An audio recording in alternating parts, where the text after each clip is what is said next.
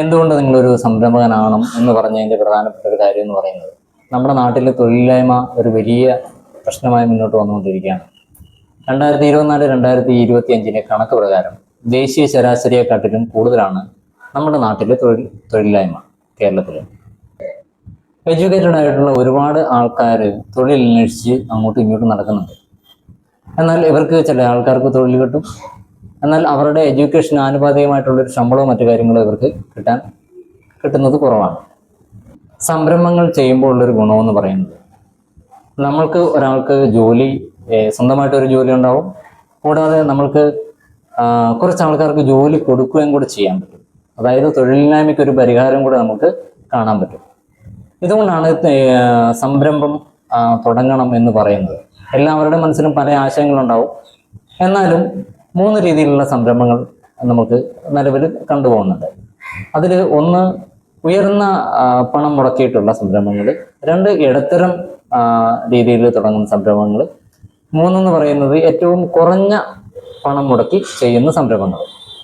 ഒരു ഉദാഹരണം നമ്മുടെ നാട്ടിലെ തട്ടുകടകൾ തന്നെയാണ്.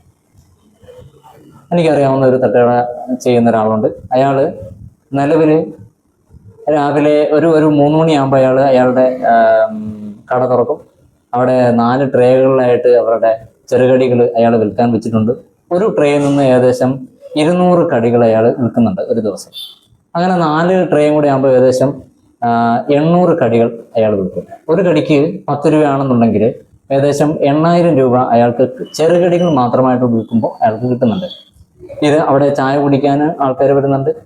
മിനിമം ഒരു 200 ചായ കൊടുത്തു കഴിഞ്ഞാൽ അതും ആവും ഏകദേശം 2000 രൂപ. എന്ന് പറഞ്ഞു കഴിഞ്ഞാൽ ഒരു ദിവസം അയാളുടെ കച്ചവടം എന്ന് പറയുന്നത് 10000 രൂപയാണ്.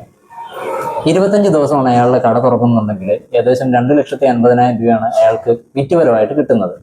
അയാളുടെ മുതൽ മുടക്ക് എന്ന് പറയുന്ന ഒരു ചെറിയൊരു മുതൽ മുടക്ക് മാത്രമാണുള്ളത്. എന്നാൽ അയാൾക്ക് ഡെയിലി ബേസിസ് അയാൾക്ക് ഈ ഒരു അയാളുടെ കച്ചവടത്തിലുള്ള അയാൾക്ക് കിട്ടുന്ന എമൗണ്ട് എന്ന് പറയുന്നത് ഇത്രയും അധികം വരുന്നുണ്ട്. നമ്മുടെ നാട്ടിൽ ജോലിക്കായിട്ട് പോകുന്ന, നിലവിൽ ജോലി കിട്ടുന്ന ഏറ്റവും കുറഞ്ഞൊരു ഒരാൾക്ക് കിട്ടുന്ന ഒരു ജോലിയിലെ ശമ്പളം എന്ന് പറയുന്നത് 30,000 രൂപയാണ്. ഒരു മാസം നമ്മൾ കൂടുതലായിട്ട് ജോലി ചെയ്ത് കഴിഞ്ഞാൽ നമുക്ക് കിട്ടുന്നൊരു എമൗണ്ട് എന്ന് പറയുന്നത് 30,000 രൂപയാണ്. അപ്പോൾ നിങ്ങളൊന്ന് ആലോചിച്ച് നോക്കൂ, ഒരു സംരംഭം തുടങ്ങുമ്പോൾ നമുക്ക് ഏറ്റവും കൂടുതൽ പണം ഉണ്ടാക്കാനായിട്ട് പറ്റും. മറ്റൊന്നെന്ന് പറഞ്ഞാൽ 2-3 പേർക്ക് കൂടെ ജോലി കൊടുക്കാൻ പറ്റും. ഇതാണ് ഒരു സംരംഭകനാകണം എന്ന് പറയുന്നതിൻ്റെ പ്രധാനപ്പെട്ട കാര്യം. വീഡിയോ ഇഷ്ടപ്പെടുകയാണെന്നുണ്ടെങ്കിൽ തീർച്ചയായിട്ടും സബ്സ്ക്രൈബ് ചെയ്യുക, ലൈക്ക് ചെയ്യുക. Thank you.